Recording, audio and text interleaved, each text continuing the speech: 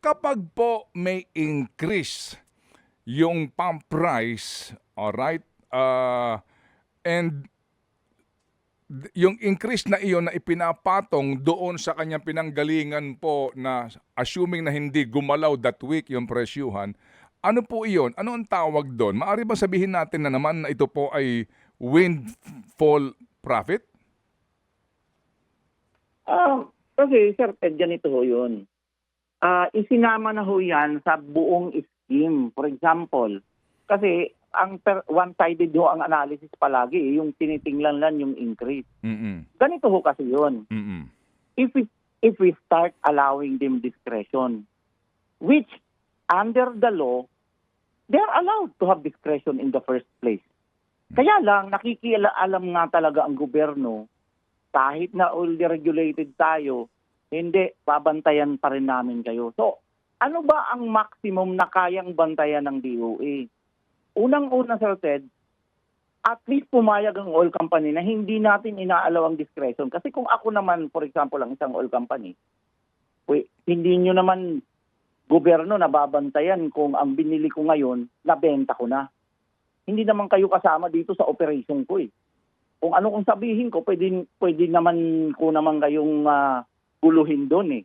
So sasabihin ko na lang, bukas, dahil next week, dahil decrease, pasensya na ha, hindi ako magdi-decrease. Kasi yung nabili ko, mahal pa yan. Hindi ko pa nabenta yan. So ngayon, magkakalukuhan tayo niyan na lalong grabe na ang lukuhan dyan. So mamimili sila ngayon. Pag-increase, dadramahan tayo. Dahil hindi naman natin confidential, Sir Ted, itong mga inventory nila kung saan ito napupunta. At mahirap po unless konektado na ang mismong inventory system nila sa DOE. Ang hirap pong gawin yun. So ngayon, pwedeng sabihin nila, decrease next week. Sorry, Director, ayaw ko mag-decrease. Kasi matagal, nabili ko yan nung June 12, nung kasagsagan na nag-i-increase tayo.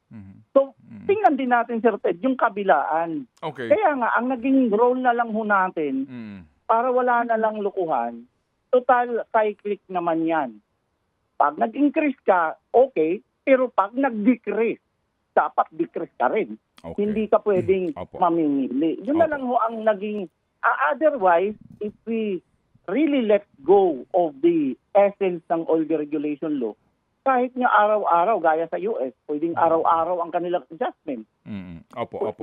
Sige. Ginagawa nila yun. So, yun na lang, Sir Ted, ang hirap kasi nung inventory matching na yung gusto mong patrabahuin mag-matching ng price, wala namang capability. Dahil wala naman talagang, hindi ko alam kung ang bumagsak ngayon na 1 million nila, saan nila, yun, tinago ba nila, binenta ba nila? Wala hong ganun scheme eh. Before, if we own PNOC, we own Petron, of course, we can make them report even every hour. So alam natin. Pero dito iba na eh. Nag-iba na eh. Wala talaga tayong capability to really monitor to the last liter. Saan niya napunta? Nabinta na ba yan? O kailan mo nabinta yan? Bukas?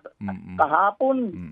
So ang hirap po, magiging discretionary. At least naman lang ngayon, napapasunod natin sila.